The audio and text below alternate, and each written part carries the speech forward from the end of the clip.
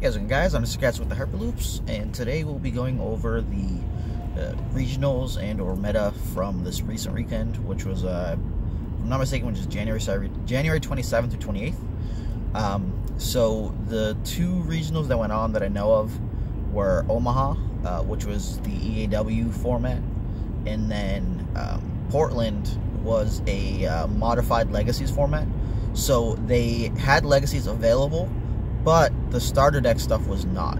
Rivals obviously isn't in abundance, so that was also not. But the differential between Dallas and Portland is literally that the starters were legal versus not. So the no heirloom lightsabers. So Eric Wainwright's deck, if someone wanted to take that and pilot there, you're missing the heirloom, so it changes the structure. R2D2's MIA, Hidden Blaster, Crash Landing. I believe that there's some other cards, so people might have wanted Entangle.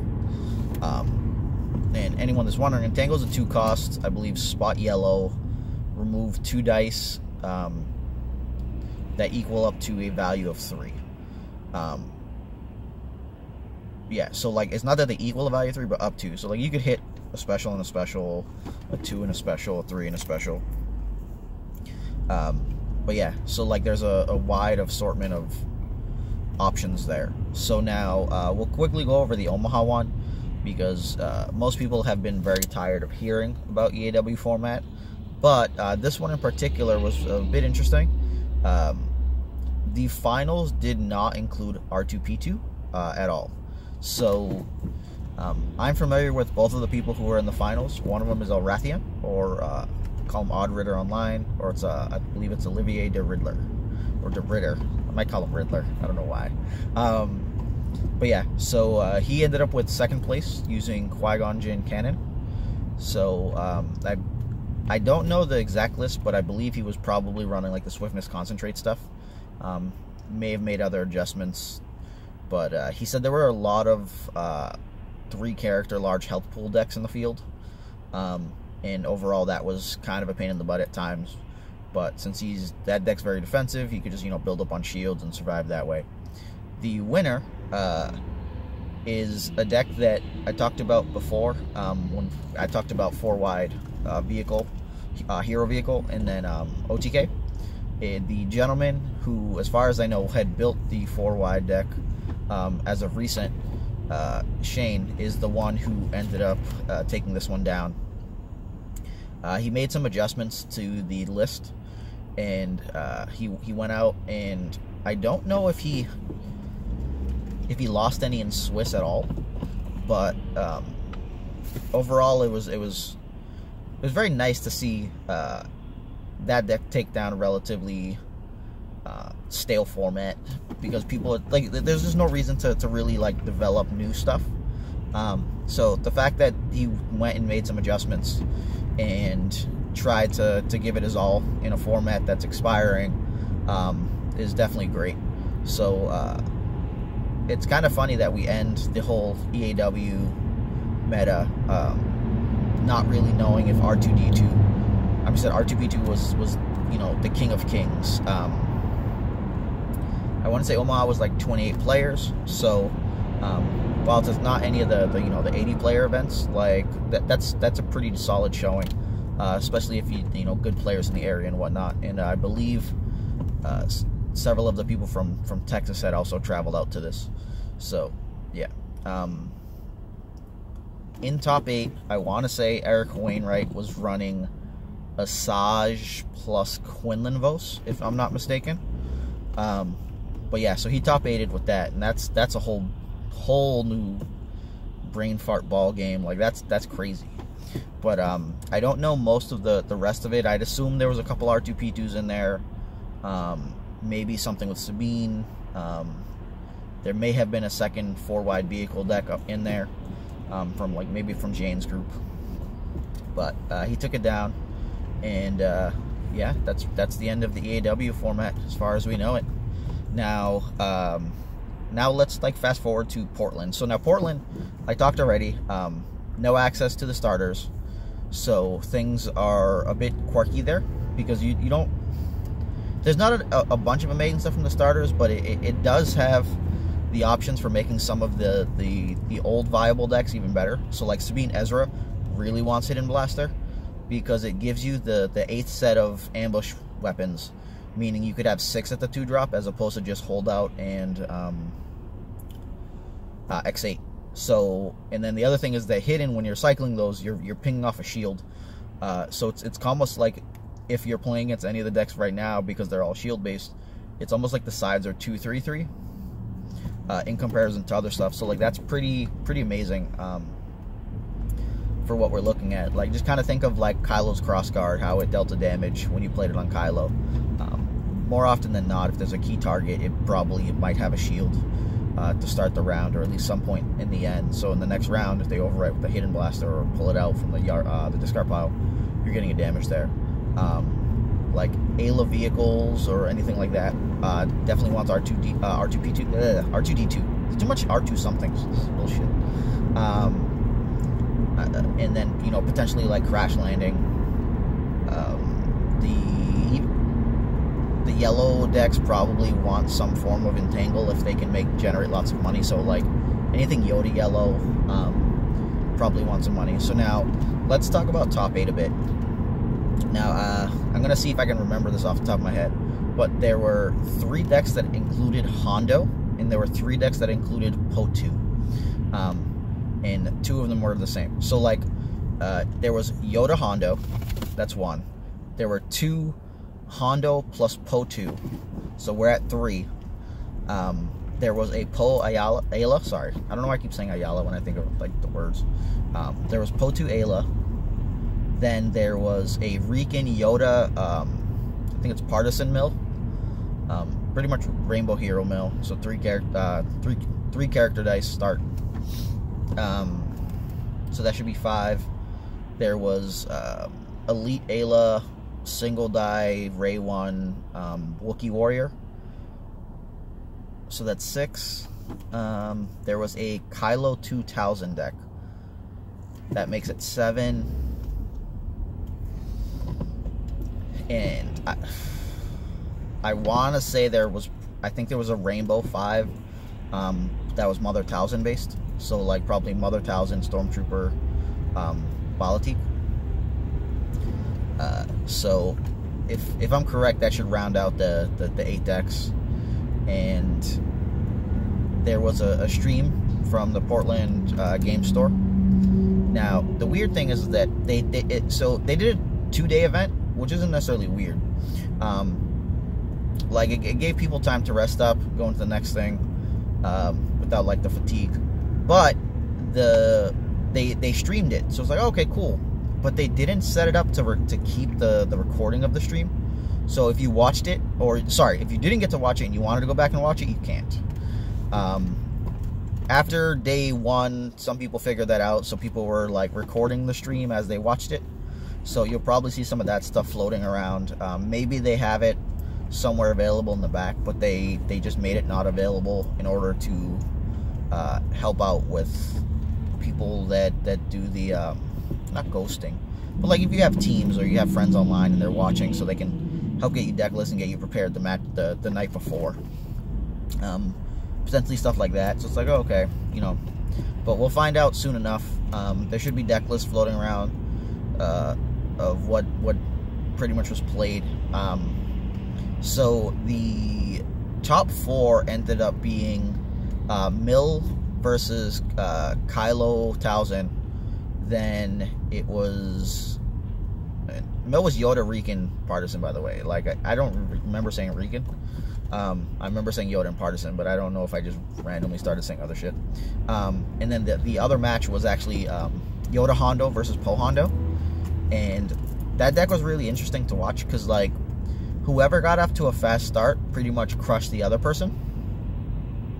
And then once it was like a 2v1, it just became like pretty much like real bad. Like it always devolved back into a 1v1 at the end, it seemed like. But that one character that was on his own for a while had to like struggle and fight to survive for quite a while. And so like the finals ended up being Po Hondo versus the Mill deck, and then Po Hondo ended up taking it down.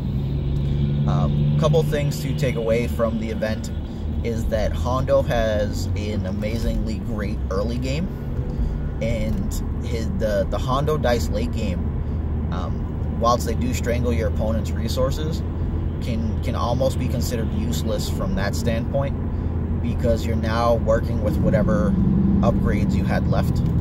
So if it's, let's say, Hondo versus any damage dealing character, they could just give up their money every round to Hondo, and like Cunnings, I guess, would work on Hondos to squeak out 3 after, but you'd be able to afford anything you wanted as the Hondo deck. So like if you had 2 cost removal, or like you just wanted to feed out upgrades, you could then be rolling out 5 dice.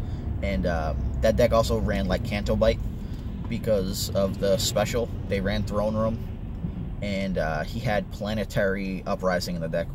So we don't often see Planetary Uprising, but when you do see it, you know it's just like a bastard. Because if they were ever able to claim for Hondo and do the 3 and then another 2, like those are big chunks of damage, especially if they're being fast. So like that Hondo Po Yoda Po matchup was guaranteed to be on Throne Room, and that shit was a mess for them because there was a bunch of damage they had to like calculate all over the place. So like Yoda was building up shields and hitting with Obi Saber, but then the Cunnings were copying the Obi Saber and then building up shields and then hitting for 3 unblockable as well. And then a Lipo came down to pop the shields off of the Hondo, but now the Cunnings are copying the damn Lipo, so now Yoda can't protect himself.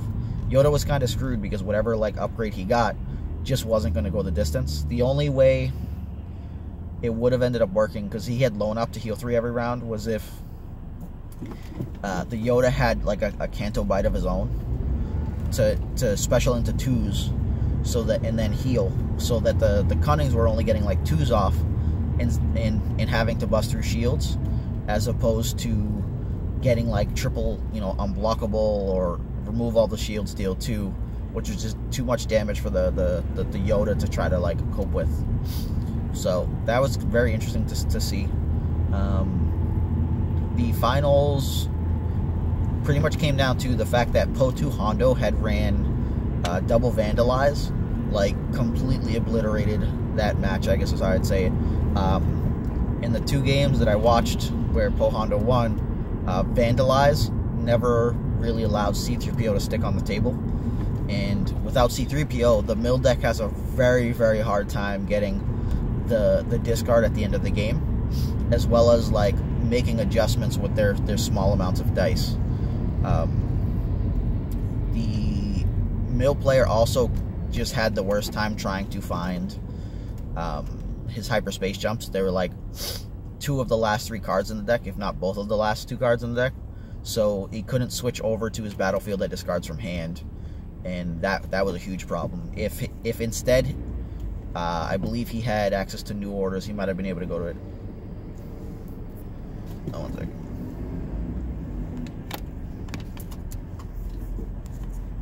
second. I got a message.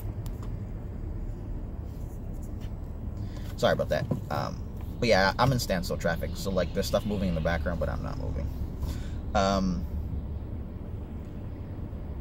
What are we talking about? Oh yeah, so Mill and Hondo. So we'll kind of see what ends up happening once the starters are legal, and then once we know a time frame for Rivals, because Rivals will bring into play Anakin, who can then team up with things like Cad Bane, Kylo 2. Taz has been doing a pretty good job of helping out in that front, but we'll definitely see what this ends up getting down to by then. I'm trying to think what else is there. So like the meta is all over the place if you really think about it, because like last week we saw Po Yoda. Now we're seeing the Hondos. Mill deck making the rise was pretty funny, because like what I mean by funny is not that like it's bad. Mill has a weird thing going on where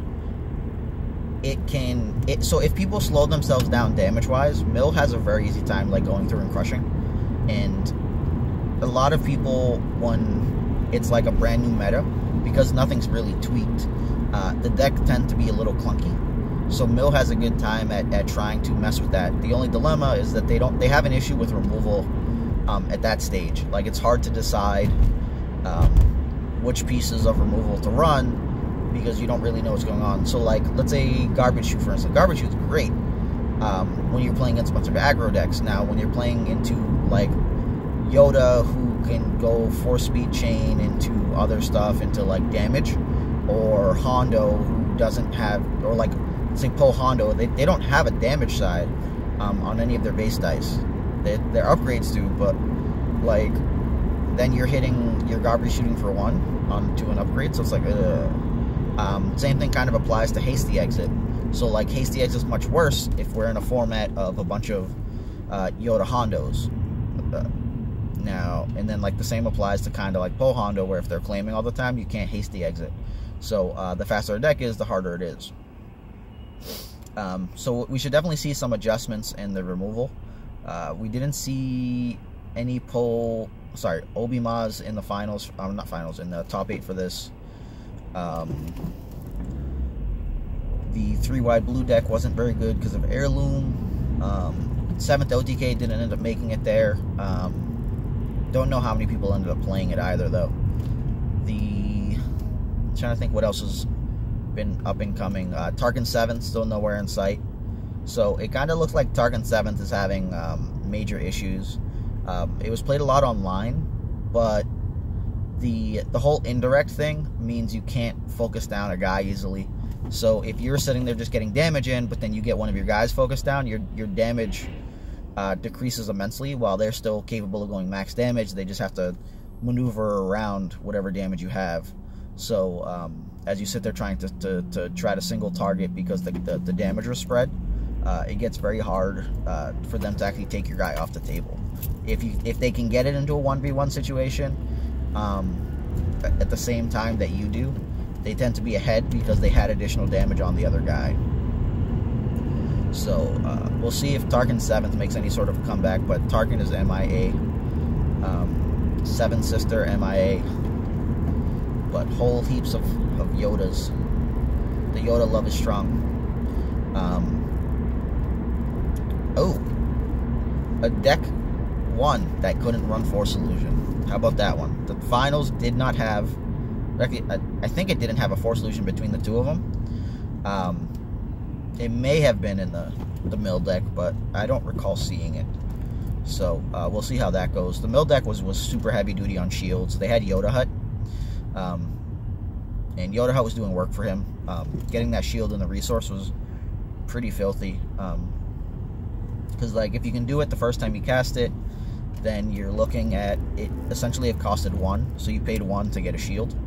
And then the next time it does it, it's pure profit, because now it costs 0, or efficiently costed 0.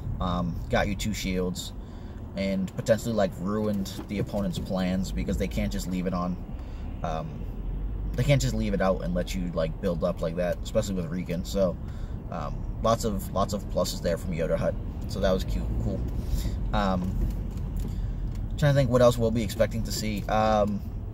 No idea what's going on with 7th OTK as far as what's happening. A lot of people actually just don't know how to play 7th OTK. So, like, it trying to do well anywhere would be relatively hard. But, like, at Dallas, it was 7-0.